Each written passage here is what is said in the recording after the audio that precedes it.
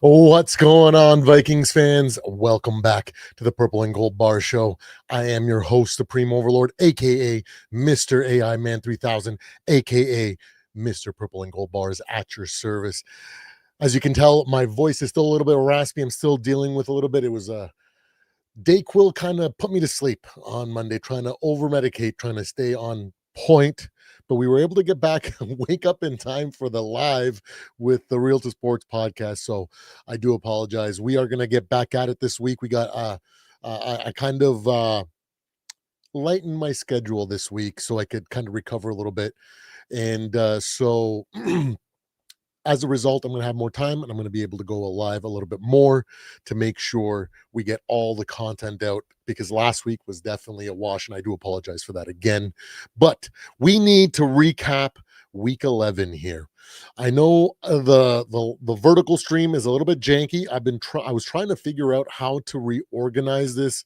So like the thumbnail was at the top with a different view and then be able to get my Chiron on the screen, but it just wasn't working out. So after this, I'm going to go look for some tutorials and stuff online to figure out how the heck to work this out. So we're going to get it figured out. But first, we got to get into these games. Ooh, it is a fun time of the year.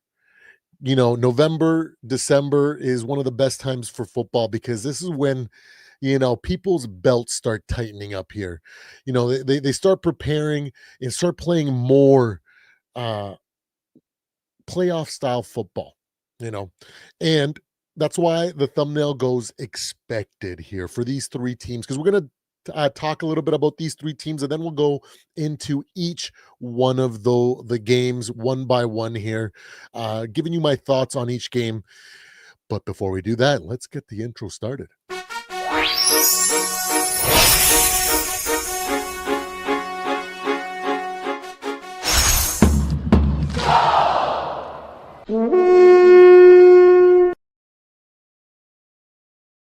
There we have it, guys. So yes, expected is definitely what I have to say about the Vikings Bears game, Seattle Ram games, and the Lions Eagles game, because it's exactly what I imagined going into this. If you guys checked out my preview when it came to the Minnesota Vikings versus Bears, I basically dismissed all the hoopla that everybody's going into, diving into the weeds. Oh, well, the defense can do this, and the offensive line, and this, and this, and the wide receivers.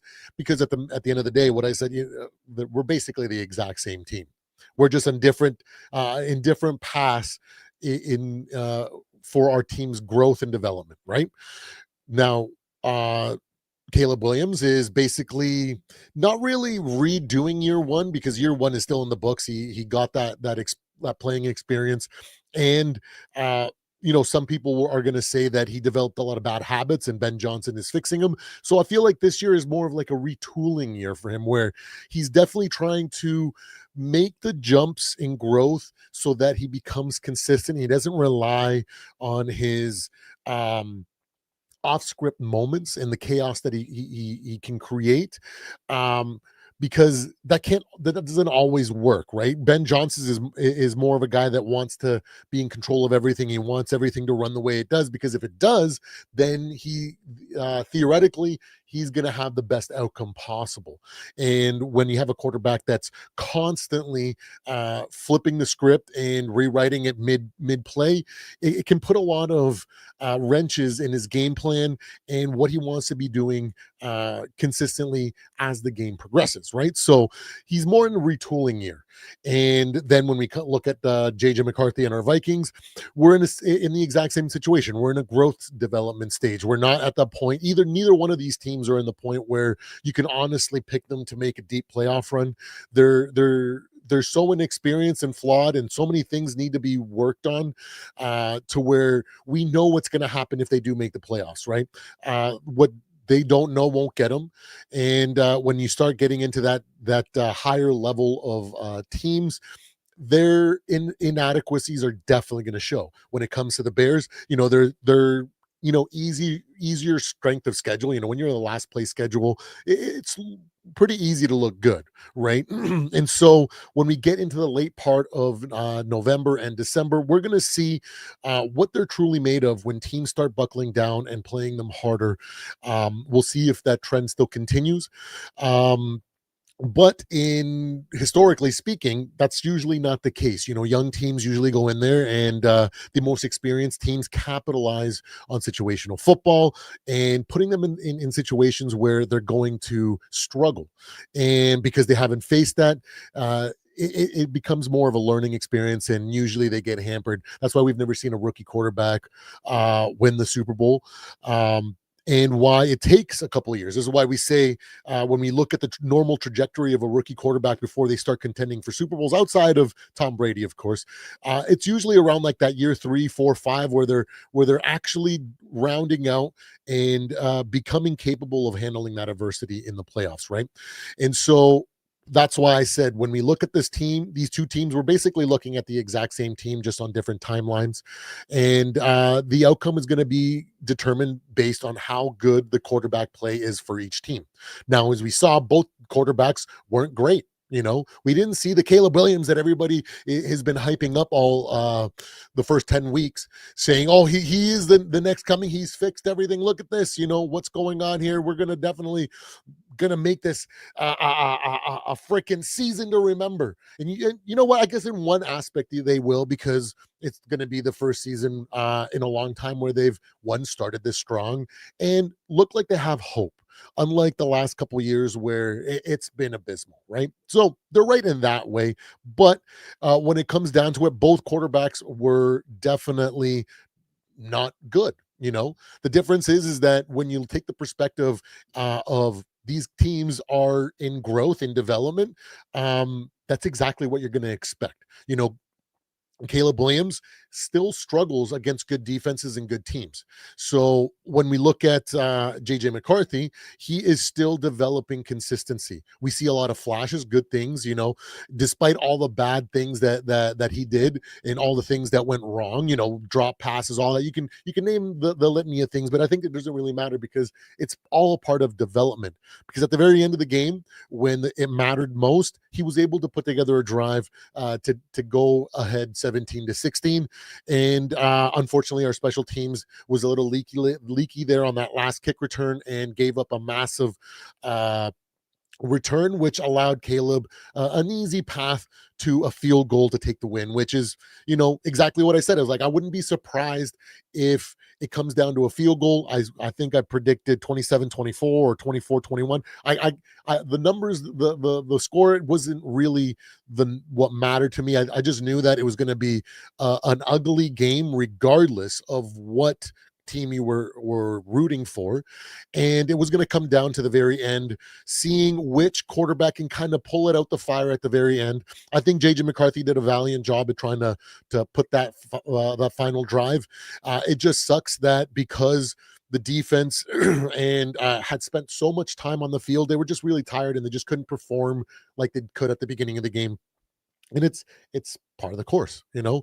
And Caleb Williams, the entire game looked pedestrian. Let's be real. We didn't see any of these so-called flashy plays, and we didn't see this elite arm strength. We didn't see high-level decision making. It was struggle on both sides of the field for each quarterback. That's why I said it's expected. Both teams that are in the midst of growing and developing into a team that they can consistently be considered a playoff team, and then on the road to become a playoff contender where we're actually making playoff runs. We're still a few years removed. Both of these teams are, right. And the what I've been saying prior to the season starting is that I believe that this season is going to be a roller coaster, and we're going to see a lot of ugly wins, ugly losses, atrocious losses, atrocious wins, and that occasional euphoric win, because that's what development looks like, especially for a type of player that JJ McCarthy is. Now, when you take that perspective of it, I'm extremely happy. I saw everything that we needed to see from JJ McCarthy. I saw heart. I saw him never give up. Traits that when you get to the playoffs, your quarterback needs to have. Because if you have a guy like Jared Goff or Sam Darnold, as soon as the things get tough, they crumble under pressure and the game gets out of hand. And before you know it, it's a blowout. And that's something that we don't want to experience, especially after we experienced it in week 18 last year and against the Rams this in the postseason, right? We don't want to get to the playoff just to make the playoffs. We want to get to a stage where we can actually compete in the playoffs, and we need to grow and we need to let our young quarterback become that quarterback. And yes, last week, yeah, he got all the experience he needed. He had to throw for a ton of he got uh, put behind the chains, a lot of false starts, a lot of things that ruined the momentum of the running game, which forced JJ McCarthy to throw the ball a lot. Which, guess what? In the playoffs, in big game situations, it's never going to be ideal, and he is going to have to do that one way or another. So he did throw a lot last week, and I think he put up a decent amount of yards, and he put up a valiant effort, and he had a lot of growing mistakes that are actually lessons in disguise, because I don't know about you. I'm trying to think of a relatable thing, but like, let's say when you start playing a video game for the first time, right? When you make that first mistake and you've never played that, that game before, and you go, "Oh man, I didn't know that was going to happen." The things that you don't know are going to bite you in the butt, and JJ needs to go through that in order to go, okay, I need to analyze, incorporate that, and start growing and developing strategies so that next time I face that situation, I can overcome. And Caleb Williams is in the exact same situation. He has to take all the lessons that he's learned that last year and this year and apply them to the scheme that Ben Johnson wants to play in, because he can't just rely on going back to ad-libbing and making things work, because we saw yesterday when the Vikings defense put it on him, he couldn't pull out that magic like we saw in previous weeks. And it's because, and that's a sign of what he is going to face later on in the season. And if they make the playoff, well, they'll probably make the playoffs now based on probabilities and numbers sake, unless they've totally melt down and completely lose the rest of the games, which I'm not sure is entirely possible, but I think they're definitely in line for a wild card spot. But once they get to that stage, it's going to be totally different, and that those kind of things aren't going to be helpful. They're actually going to be detrimental, because teams are going to force that on them, and they're going to be prepared for those situations like we were, and make him struggle. So both quarterbacks are doing exactly what they need to be doing. They're experiencing the hardships and the struggles that they need to in order to become the quarterback that that they need to become. Right. So I don't remember in the first 5 games of Caleb Williams' career, him going on the road twice and beating divisional opponents. I don't remember him beating the Lions in his first 5 starts, especially when last year they were, as the Lions have been pretty decent the last couple of years. So last year and this year, I don't think he's been able to do that. I think this year, when he's experienced so much more than JJ, he let them put 52 on him. So when you struggle like that, it just goes to show that there's different aspects of these two quarterbacks, right? I'm banking on the mental maturity and the ability to win and overcome and rise to the occasion as something that's worth building upon and developing that foundation.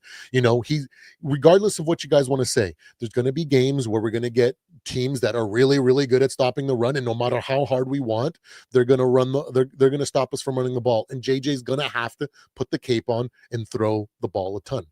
And last week he got a little bit of a taste of that, and he put up a ton of yards. He made a ton of mistakes, and he's going to grow from that. And without going through those experiences, he's not going to develop that way. And if we shelter him and go, hey, we just need to run the ball a ton and prevent him from, if he only throws 15 passes a game, we can win. Yeah, but you know what? That handicaps his development. And I don't know about you, but I want to develop into a team in which we contend for Super Bowls, not just pretend in the playoffs. I'm sick and tired of, running with veteran quarterbacks like Kirk Cousins or Sam Darnold or whoever you want to name, Sam Bradford, Case Keenum, all these guys, in order to just get embarrassed in the playoffs, because in the playoffs, it's a different type of football, and we need a guy that can elevate in those situations. He just needs to develop a foundation, which when he does elevate, he can remain consistent, accurate, and poised. So then when it all comes together, he looks like the franchise quarterback that I think he's going to become. You know, so when it comes to this game, I didn't really take many notes. I was just really more happy about how the season is going. I think that going forward, every single game, I'm not really going to be having any expectations. Like I said, I didn't uh, peg this team for Super Bowl. I never said that before the season. I said that we'd be lucky to make a wild card team, and I pictured our high at being 12 wins and our low at being 8 or 9 wins. And I think that we're exactly on track for that.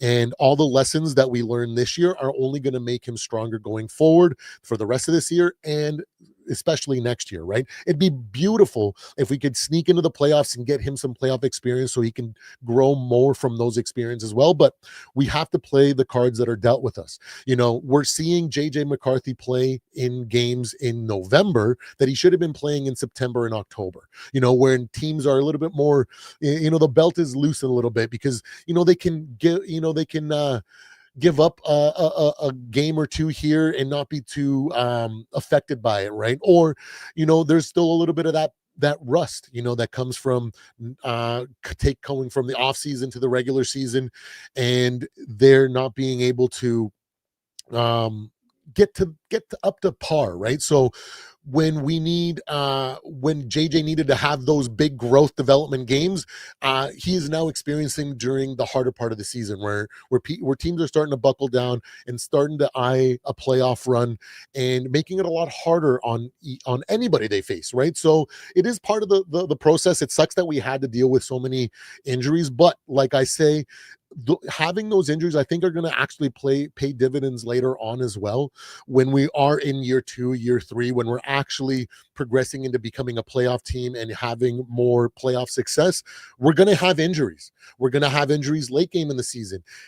And because we experienced what we did at the beginning of the season, it's going to give us experience to draw upon so that we can come up with game plans faster that are more effective based on what we've experienced at the beginning of the season. So all in all, just like I said last year, guys, I said, I don't, I don't know how many times I said this. I feel like I said that I feel like Sam Darnold is definitely going to be doing really well, but when he gets to the playoffs, I just don't think he has it. I don't think we have a Super Bowl run in it with him. And then he fell apart, right? Just like I anticipated, because he just hasn't had the time to work on that aspect of the game, which I think he's going to face this year and next year. And before we start actually seeing growth in the postseason to where we can go, oh, no, you know what?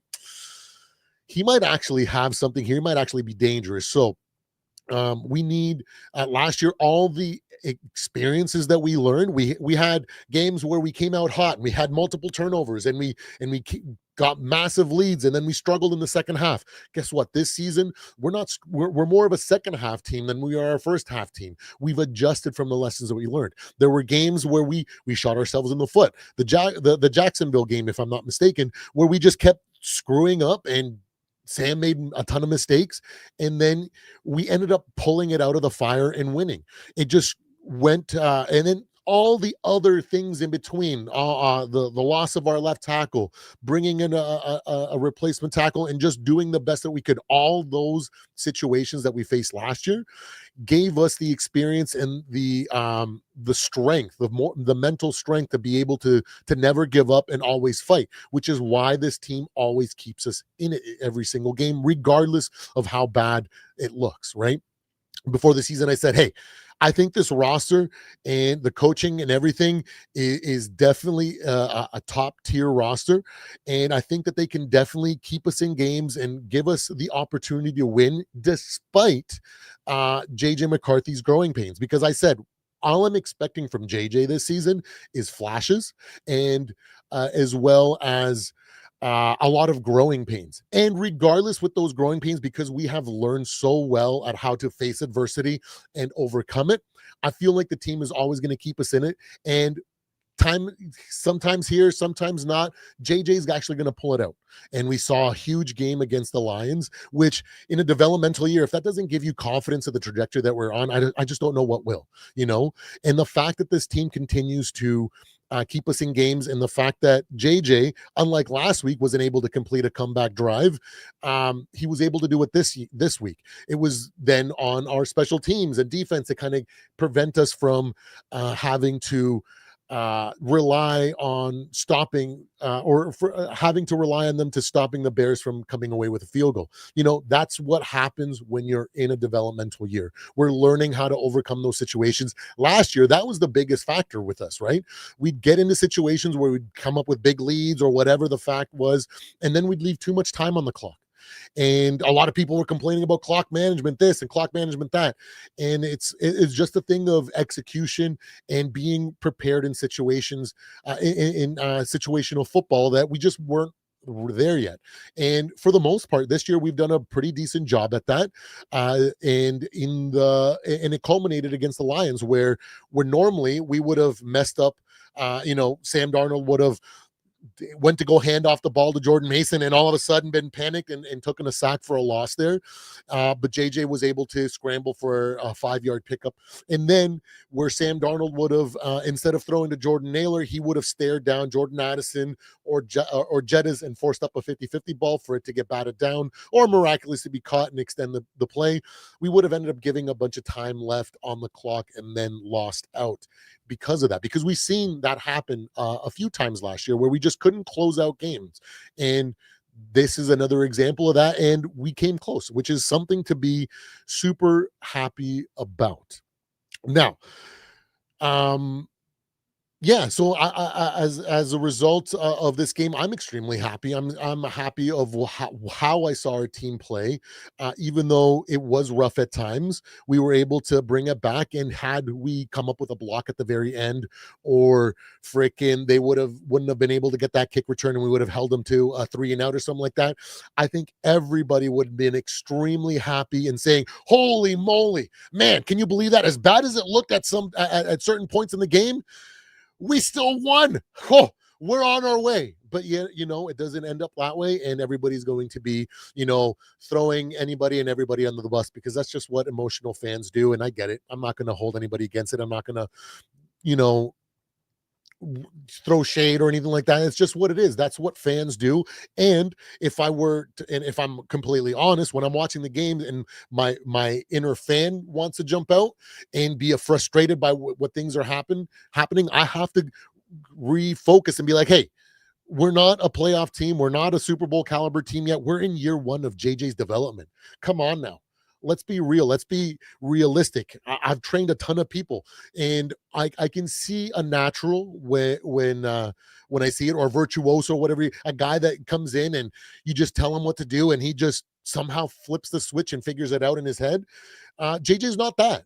I know what he is. He's one of those resilient learners, I guess you could call him, where he's very good at a lot of things, and he can pick up a lot of things. He's introspective. He does the work, but also he needs to learn through his mistakes as well, which is why you see him improve in certain areas and then other areas kind of suffer. It's the classical resilient learner that you're going to see, right? We've seen, you've probably been in school and seen a lot of people like this, where some people just never study, just freaking come in here and go into class, go into tests, and be like, "Hey, I didn't even open the textbook this season." They go in, they open the test, and they get a 90 on it. And you're like, "How?" And I was like, "I don't know. I just pay attention in class.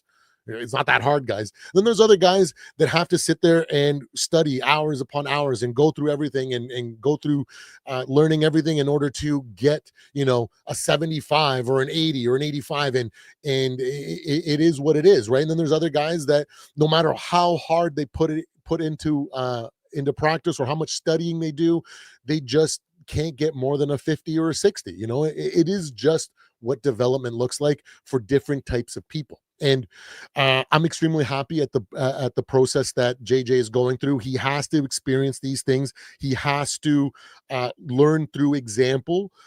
through experience, and that's exactly what he's getting. He's gotten a game where almost everything went perfect for him when it comes to the game plan, and he rose to the occasions when it mattered. Even though he struggled in that Lions game, all the right moments he elevated like he was supposed to, and he wasn't inaccurate, and he completed, when he was supposed to.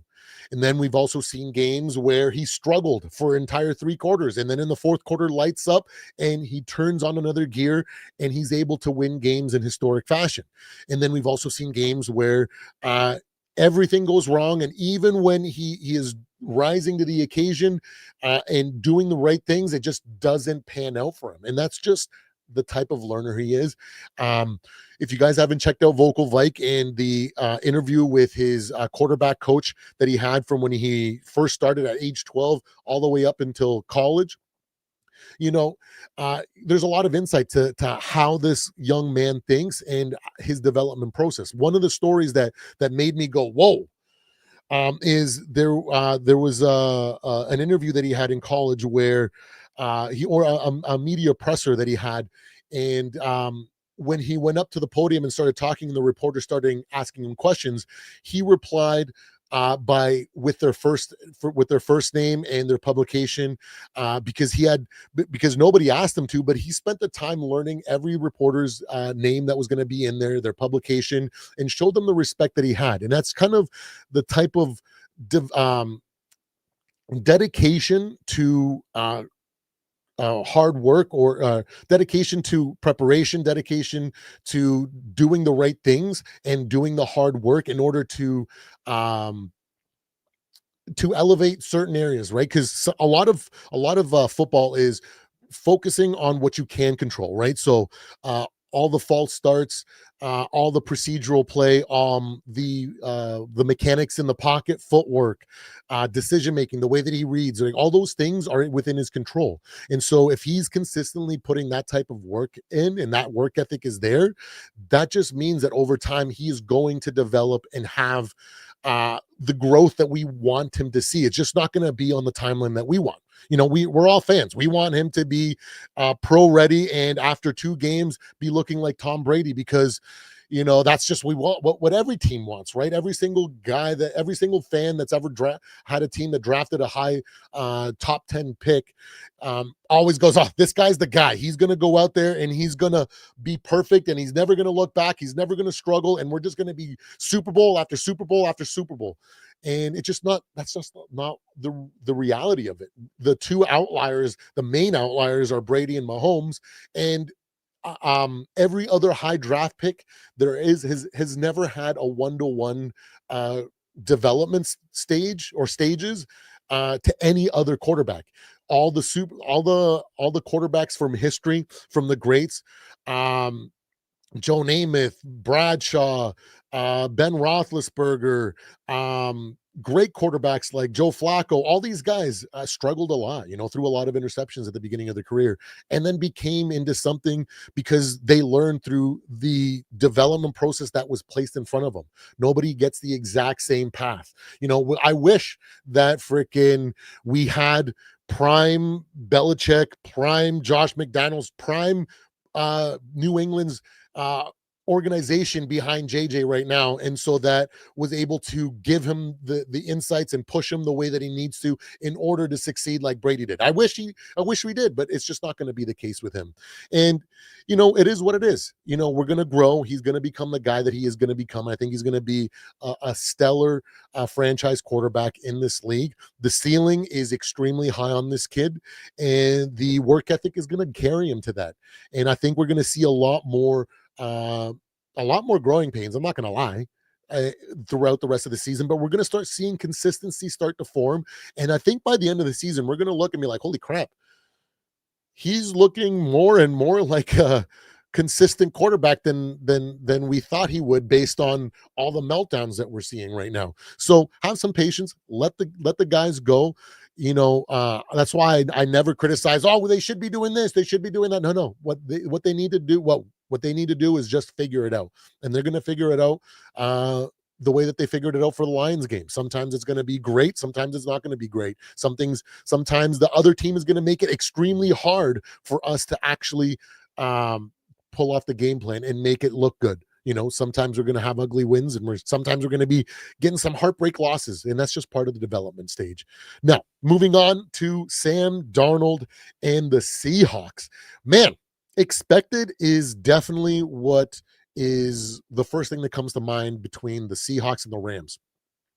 It seems like to me that Sean McVay is still in Sam's head.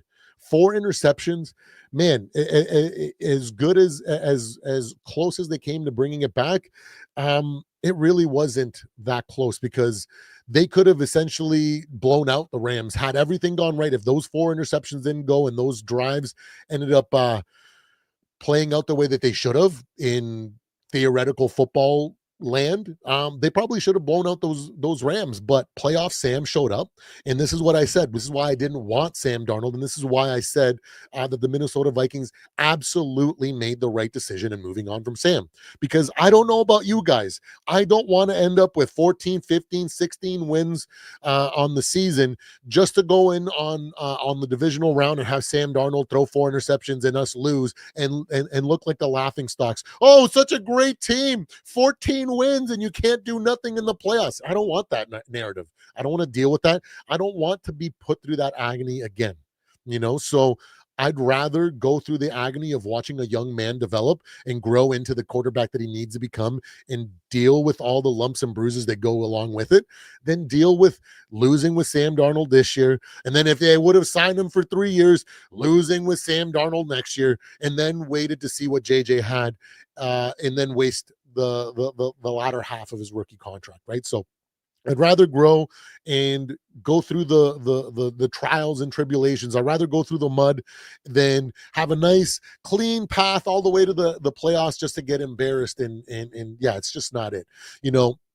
I think that this is going to be an insight for the Seattle Seahawks fans, and they're going to be like, ooh, now I see why the Vikings were so easily willing to move on from Sam, because if this keeps up in the playoffs, it's not looking good. And like I said, I think that Sam Darnold is going to improve this year. He is going to show some growth in big games. I just don't think he's going to go from collapse to superstar. I think he's just going to go from collapse to maybe mediocre, which is something that his team can overcome. And if his team can overcome and be all-time defensively, and his special teams can bail him out and give him some short fields in order to kind of get back into games and manage his inconsistency in big games where his confidence is clearly still a factor, they can definitely beat a wild card team and, win in the divisional round, maybe make it and lose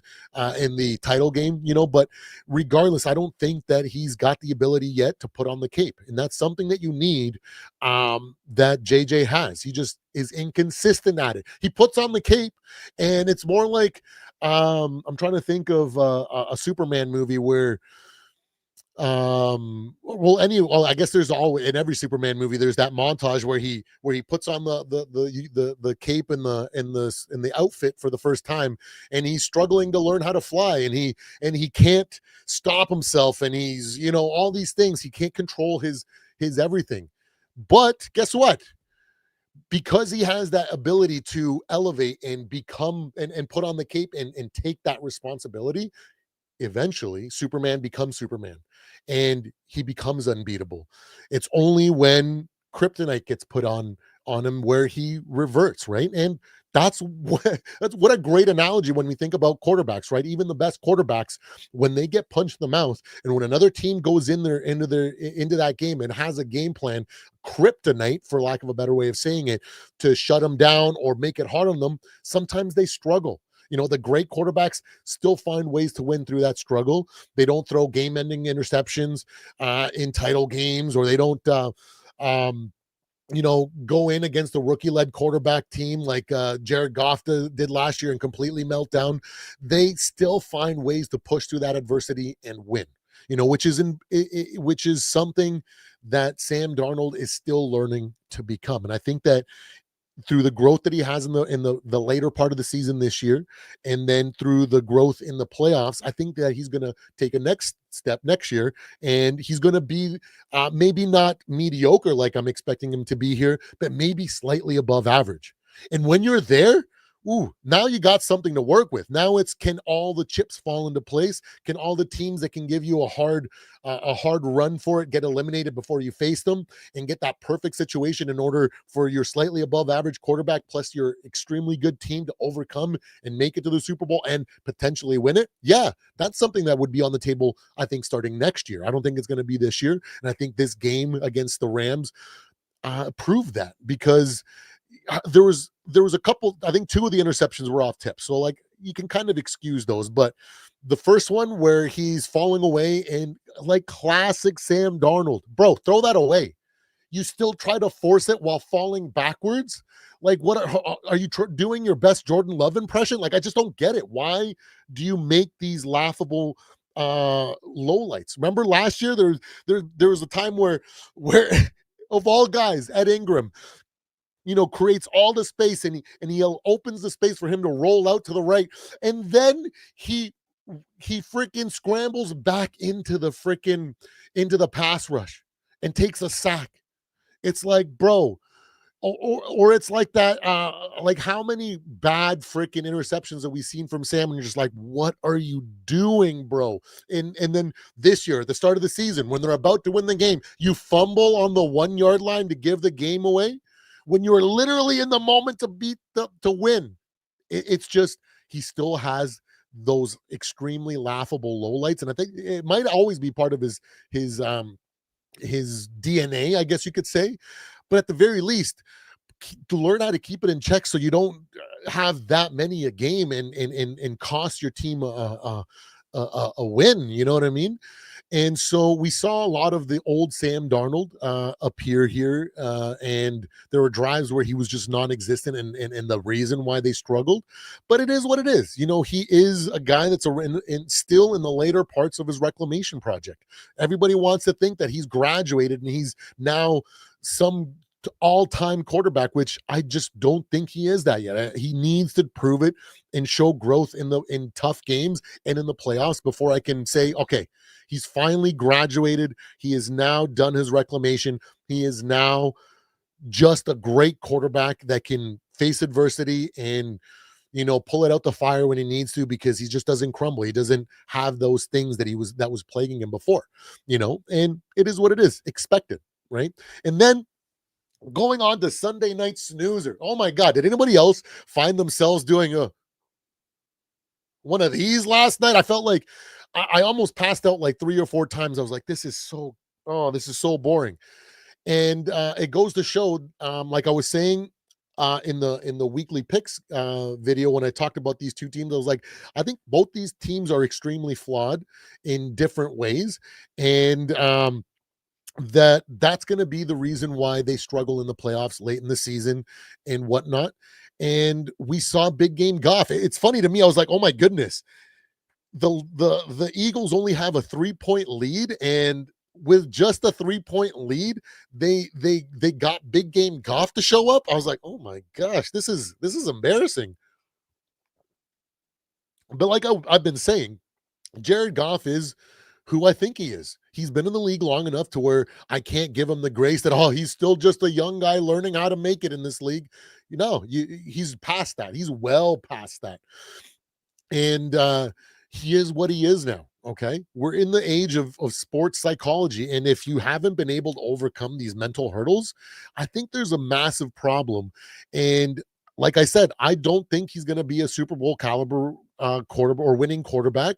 I think he's firmly on the path to becoming this generation's Phillip Rivers, or name any quarterback that has elite stats in the regular season and then does nothing in the playoffs and just crumbles.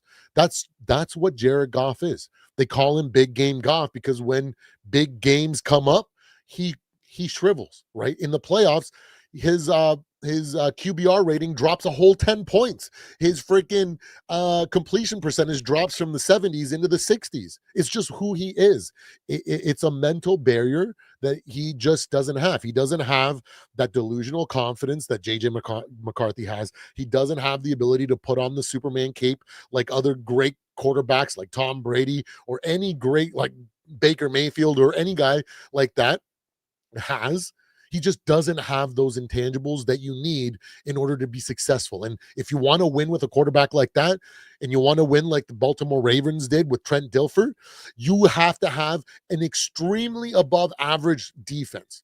And that's never been the Detroit Lions way. They've always had a competent defense, maybe a slightly above average defense, but they're not all time. I don't think we've ever been like, oh my goodness, the Lions defense. So the last 2-3 years, I don't think anybody's been like, these guys are these guys the second coming of the 85 Bears? Are they the second coming of the Baltimore Ravens defense? No, nobody ever says that about them. They're a great defense. I'll give it that. But what they are is an offense first team where their team needs to build a massive lead and they win through by playing from ahead, because they really put the pressure on your opponents. And when the pressure gets to certain players, certain quarterbacks, they wilt and they thrive on that. And as they see the momentum pile more on their side and they see their opposing teams wilting under the pressure that they put on them, they run away with games. And they're not the type of team that just let off the gas and win by 10 points or 14 points. They'll run up the score on you. And that's just who they are, because they want to instill that fear in the rest of the league, knowing that, oh man, if we get behind against these guys, it might be wraps for us. And you know, expected. That's what I said. I didn't when I think, I did say that I didn't think it was going to be a low scoring game, but I thought it was going to be like a 21-17 sort of thing, 21-14 sort of win for the Eagles. But the main factor was that I think that the defense, when a defense does a really good job of putting it on Jared Goff, he just crumbles. He becomes inaccurate. He rushes his reads. He throws the ball inaccurate, and we saw that against our Vikings, where we had that perfect storm, and we were able to completely destroy him and put him in a big game. And when you put Jared Goff in a big game situation, he melts down, and we saw that again last night, and it was pretty embarrassing, for a team that's got Super Bowl aspirations. I don't know. The red flag should be definitely in full view right now. Because like I said, this team is what they are. I think that they had their best shot last year when they had Ben Johnson. I did a video called or a live where I talked about how this Detroit Lions team is not like us. When I compared the history of the Minnesota Vikings to the history of the Detroit Lions. And they're the same type of team. They always decide to build on swampland. When they have 500 feet to the right, they have solid ground. And they go, oh, you know what? We got this. We're just gonna keep putting the band-aids on things, and we're gonna break through. And they just don't. Their best peak was in the Barry Sanders era with a 7-year peak. They made the NFC title game and lost. They've never won an NFC championship, and it is what it is. They're the rerun kings. They're extremely flawed, and usually when you go look at every single run, this is how it goes. They stack up a bunch of young talent because they're always on a last place schedule. And then all of a sudden they get really good because they have all this young raw talent. They bring in someone that kind of reels them in together, a bunch of coaches that kind of brings it together. And then they make a couple runs. And when they can't break through, those coaches that were the difference makers, they start leaving. And then after the coaches leave and they start overpaying their roster, then they start losing their glue guys. And then their big name stars start seeing the writing on the wall, and they move and they take off and they go, you know what? I better get out of here before it becomes really ugly. And then they become a shell of their team. They're back on a last place schedule. It's literally what they've done year after year after year. And it's because of their organization. It starts with their ownership and their upper management. The way that they decide to build teams, hire coaches, do all the things that they do is the root cause of why they are who they are. And we're starting to see it now. Oh, last week, oh, Dan Campbell, he's a play calling savant. Oh, and now this morning, everybody's criticizing Dan Campbell for oh, his play calling was atrocious. Guys, this is what their team is. They've lost their brain trust. This is why I said I outlined it in that video.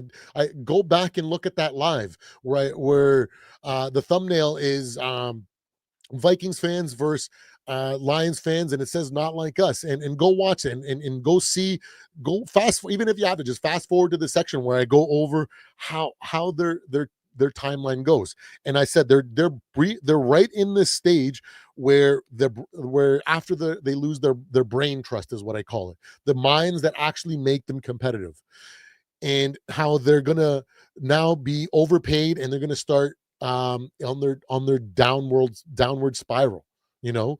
And just look at it. Look at what they did with the Matt Stafford era. Look at what they did with in the Barry Sanders era. It's like clockwork. You just do the research, take the time. I know it takes a while. It took me a while to really analyze what was going on, because I didn't want to just come up and just start trash talking for no reason. I wanted to make sure that I knew what I was talking about and there was actual evidence to back what I was saying. And the more the season goes on, that's what we're seeing from these Detroit Lions. Jared Goff isn't what Colin Cowherd said he is. He's not a Super Bowl caliber quarterback. He's not a future Hall of Famer. In the modern age from 2000 and on, if you don't have a Super Bowl, you don't make the Hall of Fame.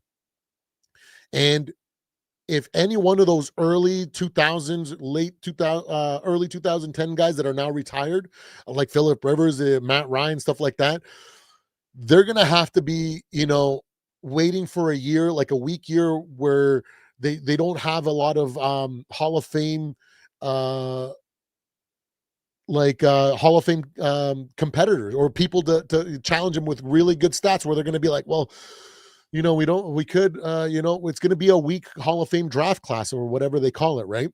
Where quarterbacks that don't have a Super Bowl are going to get into the Hall of Fame. And, because Jared Goff is who he is, and when he retires a non-Super Bowl winning quarterback, he's going to have to wait behind Phillip Rivers, Matt Ryan, and name all the quarterbacks that are from history that are sitting there waiting for their opportunity to sneak into the Hall of Fame with their elite regular season stats. So it is what it is, expected for all these three teams. I said that I think my bold prediction with the Lions was I think they'd be lucky to win 10 games this year. I think I was a little bit overzealous when I thought maybe next year is when they truly fall off and they're in that 9, 10, 11 win where they're struggling really bad and we can really see what they are. They might win 11 this year. They might win 12. I'm not sure. We'll see how Jared Goff plays in big games now that he's rattled so early in the season. And we'll see how it plays out, and with the lack of their offensive coordinators and defensive coordinators that were definitely some of the key factors to their success, we'll see how they bounce back and see how they do the rest of the season. So, it is what it is. And I'm excited to see how it plays out, especially for all these three guys and for totally different reasons. Now, let us go into the weekly games and briefly talk about these games now, because I really want to react to these games. Man, the Dolphins Commanders games, what an up and down game, man. If you are just a football fan and you just did not care who won, you just wanted to see some just awesome situations, whether they were, hilarious mishaps and bloopers and things that just make you laugh and go, wow, this is a heck of a game. You got that out of this game. There was moments where it was like really good football, and there was moments where it was just really bad football. There was moments where like, oh my gosh, are they going to complete a comeback here? Oh my goodness, is the field goal going to come up? It was just chock full of literally everything the good, the bad, the ugly, the atrocious, the hilarious. Literally, it was a bag full of everything. And I did pick the Dolphins to win. I wasn't going to gamble on Marcus Mariota, but you know what? he almost proved me wrong, and he actually played a pretty decent game, especially late. Although he did, struggle at times here. Both teams did, but it was a fun game for so many different reasons. So, man, if you guys got to watch that in full, awesome. It was freaking incredible. Moving on to the Panthers Falcons. Man, did I get this one wrong? And I guess not really. Maybe a little bit, because I thought that the Falcons were gonna be at home. They're gonna be able to be more.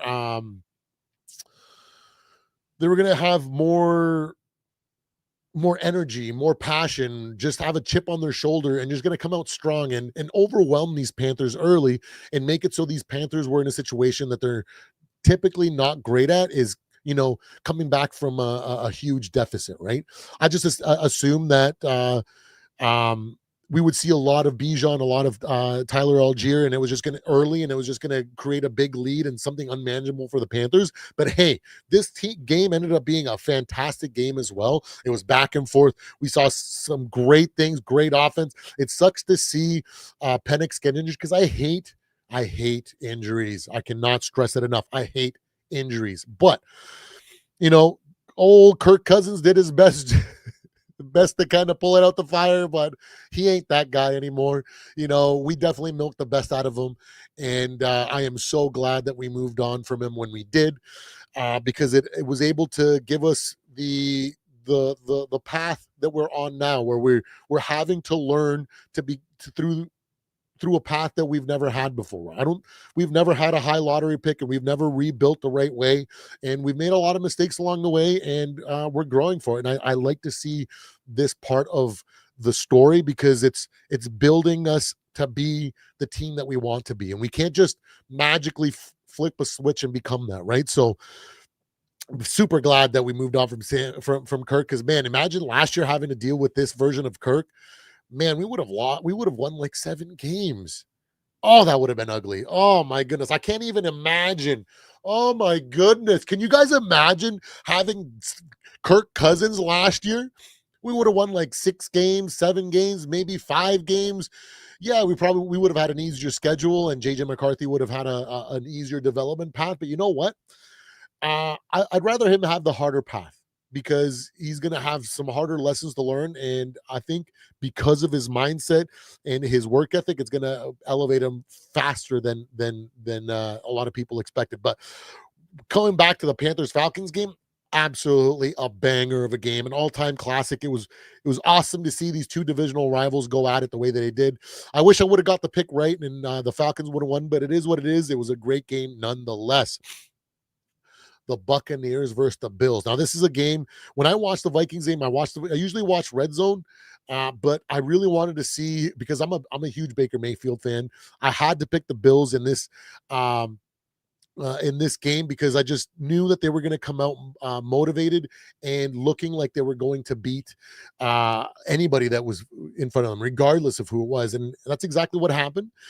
Josh Allen with incredible video game numbers, 3 passing touchdowns, 3 rushing touchdowns. It was an awesome game to see. It was a valiant effort from my man Baker Mayfield. Incredibly fun game, and man, it was awesome. It sucks if you're a Bucks fan, because you really wanted Baker to pull it off at the end, but it just wasn't in the cards. And the Bills at home are just a different animal, especially when they're motivated like they did after such an embarrassing loss last week. And it reminded them that, like, hey, you know what?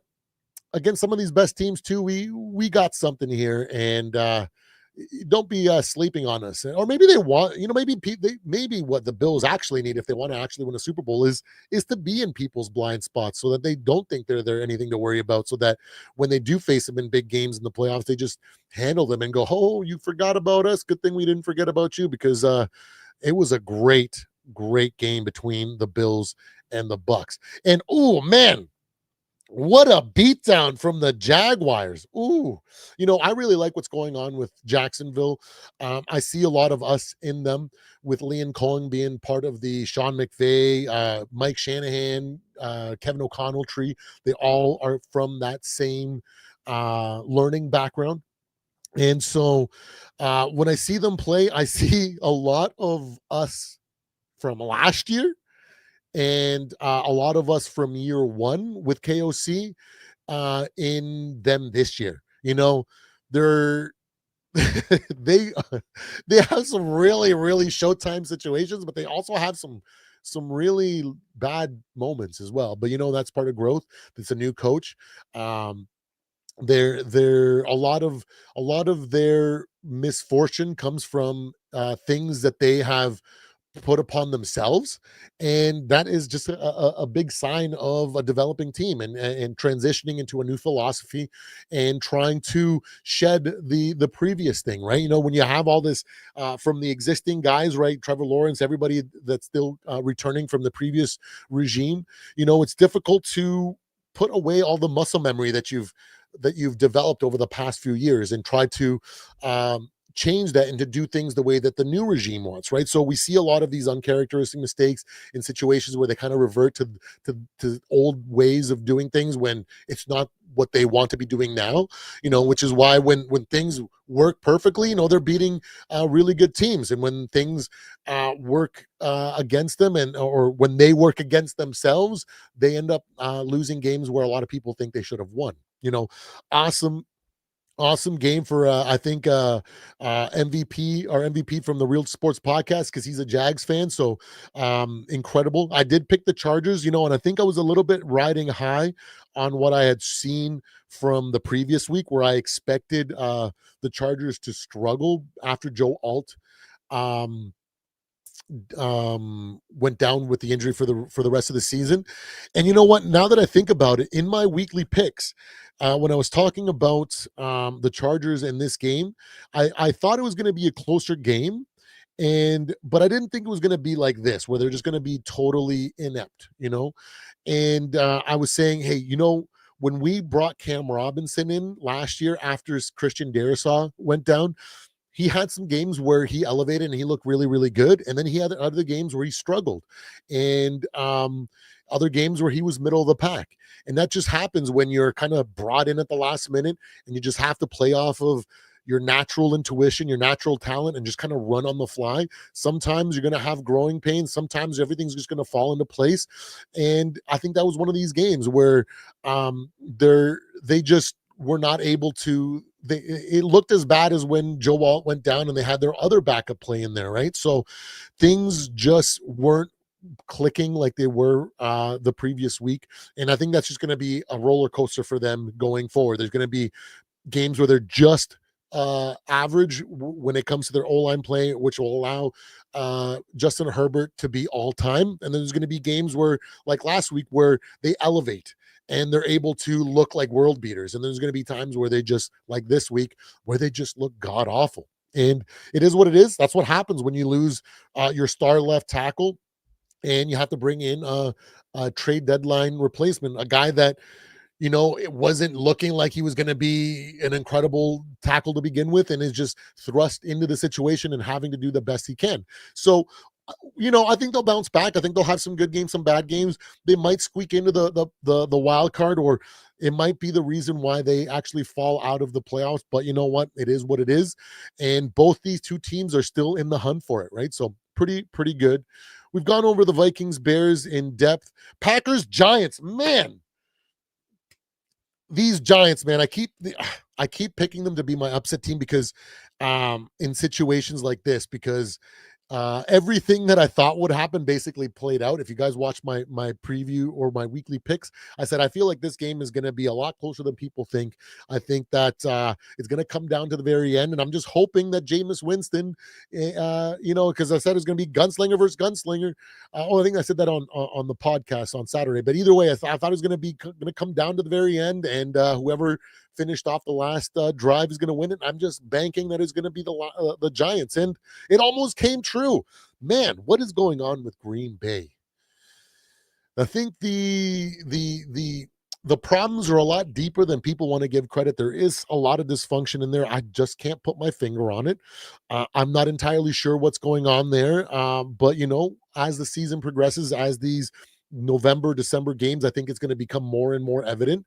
It's weird to see a guy that for the last few years, a coach like in Matt LaFleur that everybody's been so high on and has been, touting, oh, the best coach in the division, blah blah blah, this and that. Now is supposedly on the hot seat, and people are calling for him not to call plays, and it's funny how when things go wrong, everybody just wants to get rid of you. Where have I seen that before? I can't remember. But it is what it is. Fans are emotional and they let their emotions and their what they don't know get the better of them. I still think Matt LaFleur is a good coach. He's just got a lot of he's experienced some late growing pains. He was a rookie quarterback that over a rookie coach that excelled based on the situation that he came into. And maybe the growing pains that he should have felt in the beginning of his coaching tenure are now he was saved from, because he had such a great roster in front of him and things just kind of went his way, and now things aren't going his way and he's having to learn from him. And I think he's a great guy, a great coach, and I think that through this fire, I think he will continue to develop and evolve and be a good coach going forward. I'm not gonna be the one to call for his firing, because I just think that's stupid, because he has proven a lot. His record shows for it. What he's done in the past has shown for it. And you can't just throw out the baby with the baby water, right? So it is what it is. And the Packers are back on track for the most part. And we'll see how they play out in the late November and December games. We'll see if, they're a work in progress. They have to go through these pains in order to address what's going on there. We don't know. We're not privy to be in the locker room with them. But you know what it is? What it is? The Giants gave them a heck of a game. Jameis Winston was almost on the sidelines eating a W at the end of the game. But it is what it is. Let's go. Let's go freaking Jameis Winston. Man, he's a heck of a motivator, man. Once he decides to retire, I hope he becomes a motivational speaker, because I could listen to him for days. He's all energy. He's so much fun. And now moving on to the Bengals and Steelers, and I think this is I kind of almost accurately predicted this game. I said, I don't think this game is going to go the way people think. I think the last matchup between these two are going to give a lot of people a false sense of security and thinking the Bengals are going to do it again. I think that the last situation that they played in actually heavily benefited the Bengals, even though from the outside looking in, it looks like, oh, they just got Joe Flacco. He's only had 1 week with the team. Like, there's no way they're going to prepare and be able to do anything against this Steelers team. And then it's a Thursday night game where Mike Tomlin actually historically doesn't have the best games on Thursday night football. He needs a lot more preparation time. And as a result, the game was closer than it was. It turned into a massive shootout, an extremely fun game nonetheless. But it led to the advantage went to the Bengals, because it was like, hey, we can't come up with an elaborate plan. We can't, do this, that. Let's just keep it simple, stupid. Let's freaking play backyard football when we can. Let's adjust at the line and just take advantage of these two superstar wide receivers and let the chips lie where they lie. And the Steelers, because they didn't have a well fleshed out game plan, and they didn't have the preparation that they're accustomed to having, or any team accustomed to have when they play on Thursday night, they just weren't prepared. And it brought them down a little bit. And as a result, the Bengals were able to capitalize and come away with a win there. And I thought a lot of people were going to be like, oh man, Joe Flacco's got the Steelers number. He knows exactly how to pick that defense apart. You kidding me? You think with a whole week of preparation, Mike Tomlin isn't going to freaking figure out what you were doing to capitalize on that and take those things away? You guys don't know Mike Tomlin or the Steelers if you thought that was going to happen, because like I said, I thought it was going to be a one-sided game. I think I gave it a 10-point win. So it was a lot more than that, but it is what it is. The Bengals are who a lot of people think they are, and the Steelers are a decent team. Flawed, and whatnot, but a decent team nonetheless. And we saw them handle the Bengals, and it was a pretty fun game. Moving on to the Texans versus the Titans. Oh my goodness. Did you guys see this game being this close? I didn't. I know that's for sure.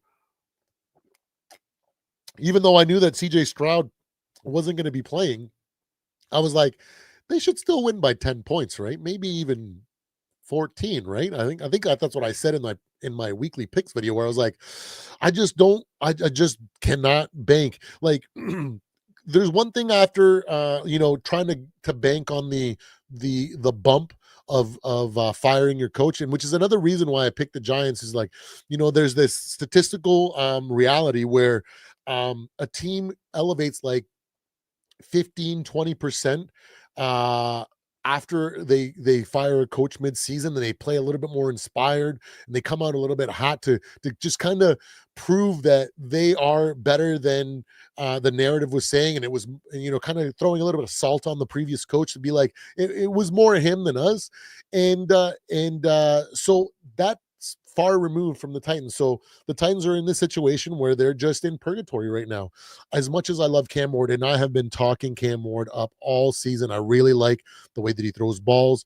I like the way that he kind of can scramble and make things happen with his legs. But mechanically speaking, in the pocket, going through his progression, there's still a lot to learn, and he needs a whole new coaching regime in there, an offensive minded coach, to go in there and really help him grow in the right way, put him in the right situations. A quarterback coach that has the ability to develop a young guy and put him in situations to succeed, and put him in situations where he's going to have to face adversity in order to grow. A guy that's not going to shelter him and keep him like Callahan was doing. I feel like at times I was like, why are you not letting him do the things that he needs to do in order to be successful? Like, this doesn't make sense. There's a lot of just easy check downs that, like, you're not going to be a playoff team. You're not going to be a Super Bowl caliber team. Like, why are you trying to protect a season in which you should be just giving him as many learning experiences as possible, and just trying to freaking be check down Charlie and not let him do anything? Like, how is he going to learn that way? You know what I mean? So it was very confusing. So I thought, the Texans defense was going to be too much for them, but hey, you know what? They made a really good game out of it, and the Texans came away with a 3-point win. And wow, another good game. Probably not the all the bells and whistles, but if you were from each fan base, I feel like it gave you guys two different narratives. For the Titans, it's like, oh, you know what? We kind of hung in there a little bit, and we actually had a chance.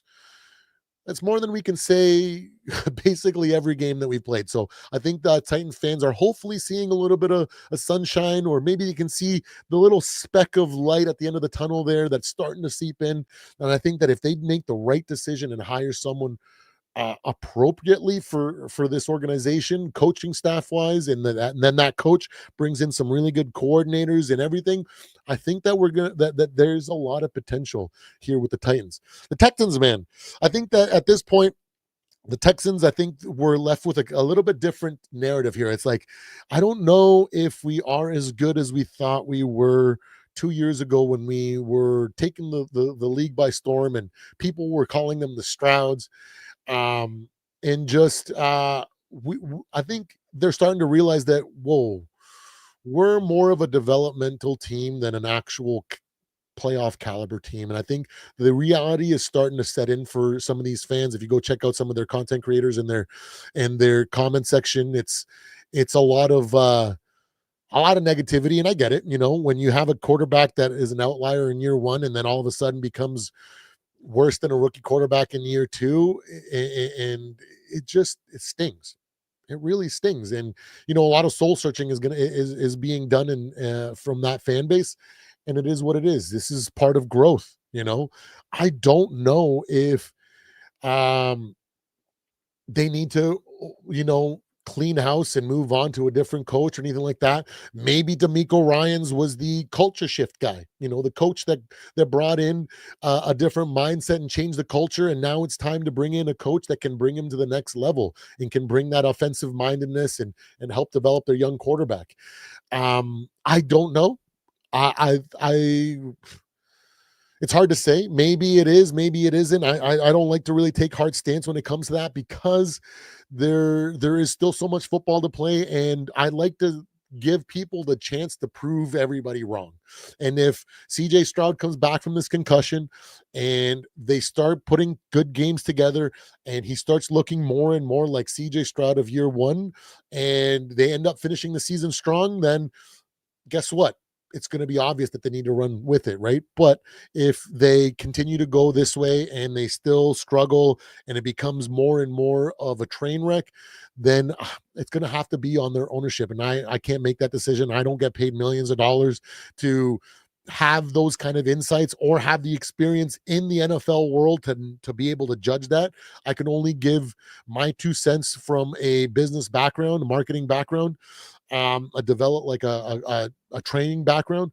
So, time will tell when it comes to them. And then moving on to the 49ers and Cardinals. Ooh, what a game. The Cardinals made a little bit of a game for it, but 49ers fans, man, you guys have got to be happy with what's going on here in this league with your team because the 49ers are a team that just has definitely learned how to face adversity. If for you Minnesota Vikings fans, do you want this is the type of team that you want, right? Look at how well they're doing despite injuries, despite things not going their right way. They always are willing to fight. They believe in themselves and they find ways to fight adversity and then overcome it, right? That's the team that we're becoming right now. The 49ers are just way ahead of where we are.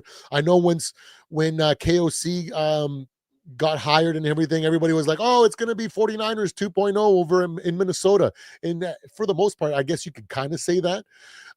But we are in the similar path where, where we've learned to face adversity and we're moving forward with it, right? So this is what it looks like when you have that foundation and you have that self-belief and you have that ability to draw upon adversity that you faced in the past in order to overcome it in the future, right?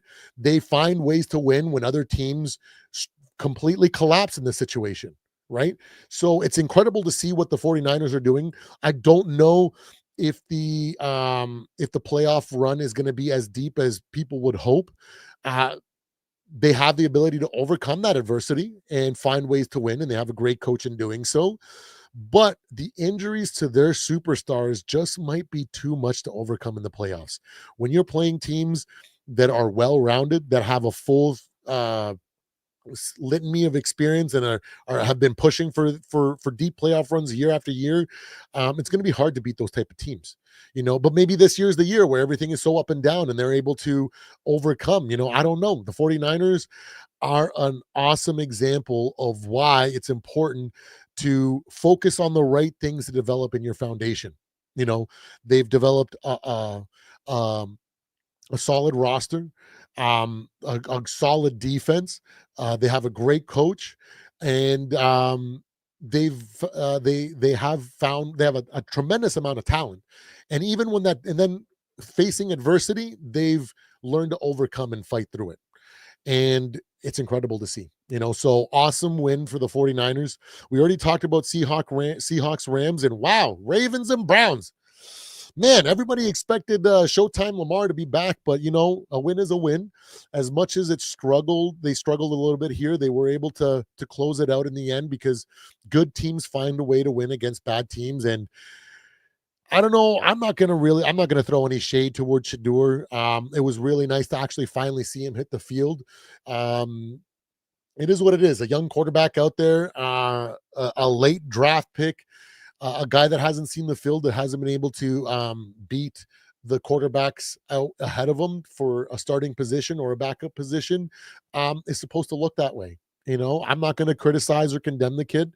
I just don't think that for him to become the player that he believes he is, or people want to see him become, it's not going to be with the Cleveland Browns. It just isn't. It's going to take another team that's going to, buy in on him, win or lose, and decide to go through the fire with them and through the growing pains, just like our Vikings are going through with JJ, and let him grow through playing. It is just what it is. And which team that's going to be, I don't know. There's a whole bunch of bottom feeders in this league that are struggling at that quarterback position that might look to um, pick them up.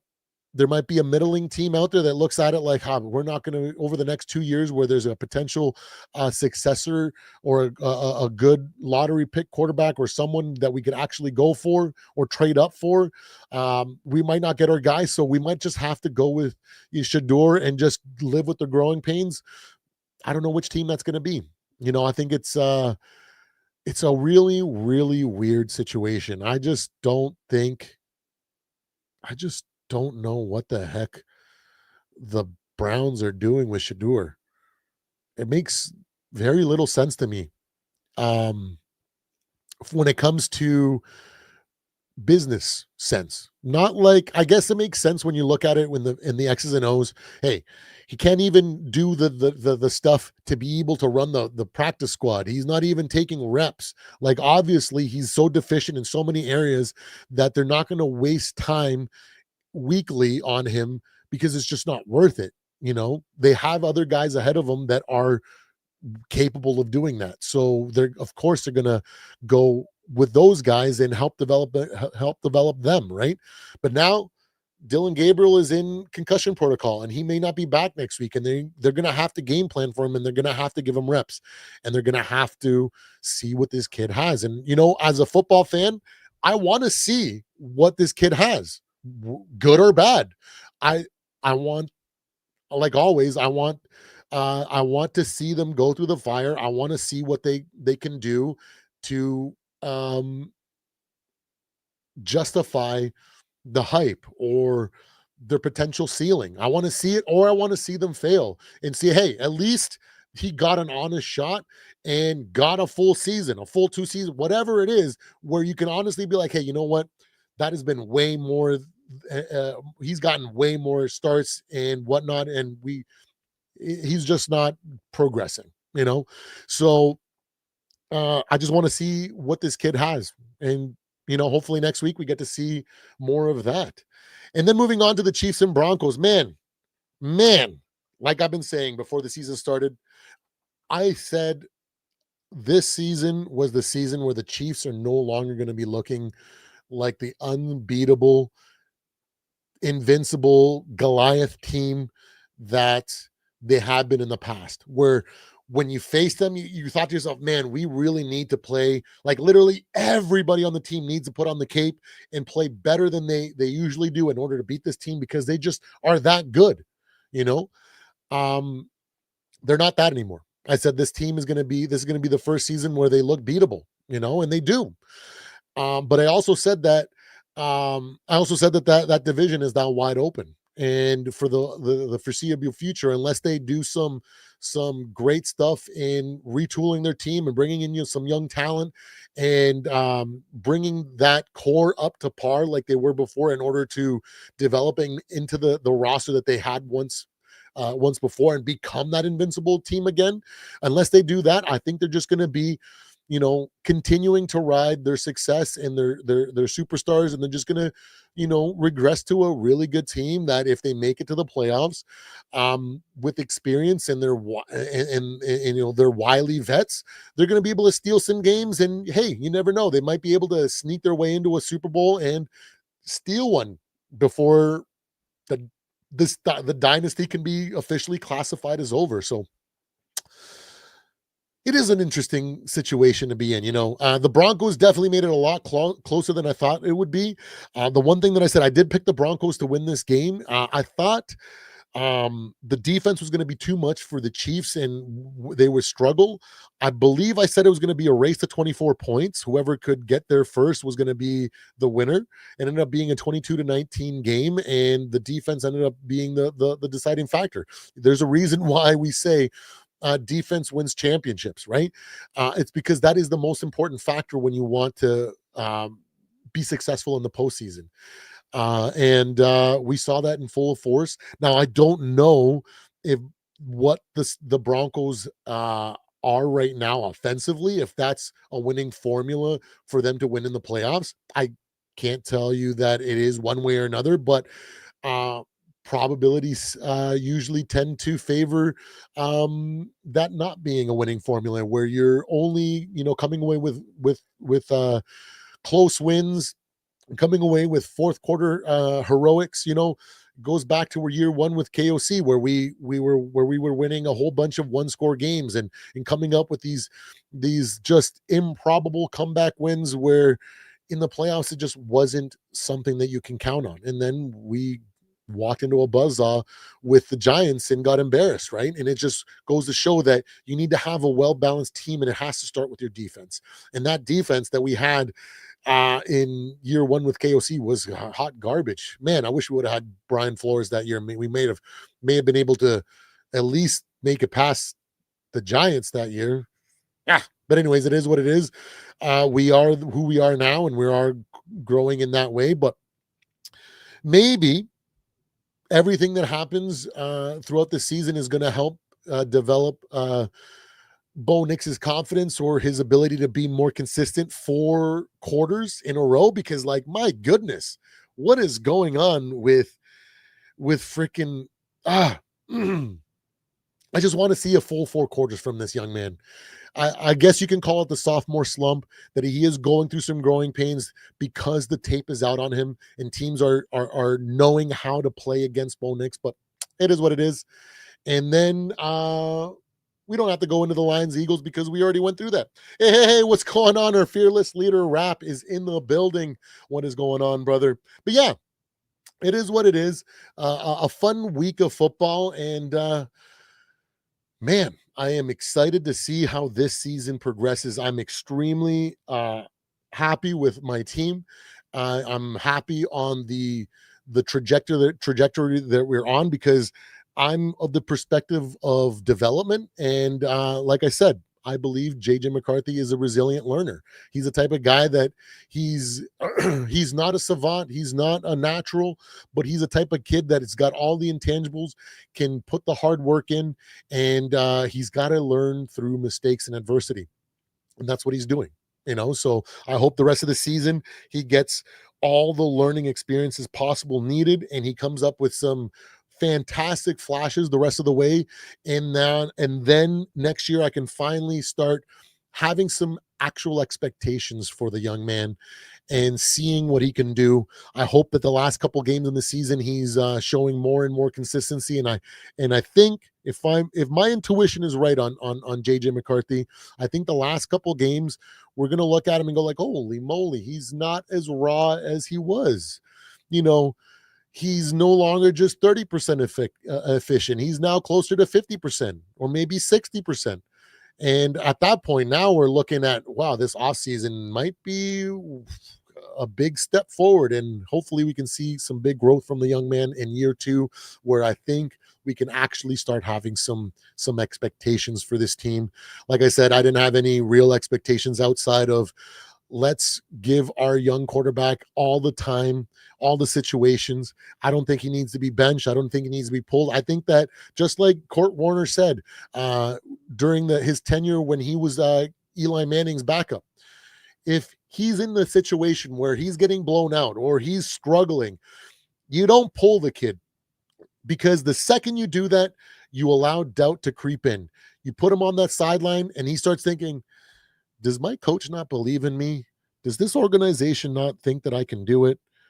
And then that doubt seeps in, and then it just affects everything. Like Kurt Warner says, young guys like that need to be left in there, and they need to be given the opportunity to learn. And guess what happened this week? He didn't get pulled, and they gave him the opportunity to try to figure it out. And he came up with a touchdown, just wasn't able to do the clock management things, right? Like Tom Brady is used to doing in those situations, knowing what was on the line, making sure that when he threw that touchdown, there was only like 15 seconds left on the clock. So there was no chance for them to do anything, right? It is what it is. That's what happens when you have a young developmental quarterback. Everybody wants to draft a lottery pick quarterback and develop him until it's time to develop him and go through the growing pains.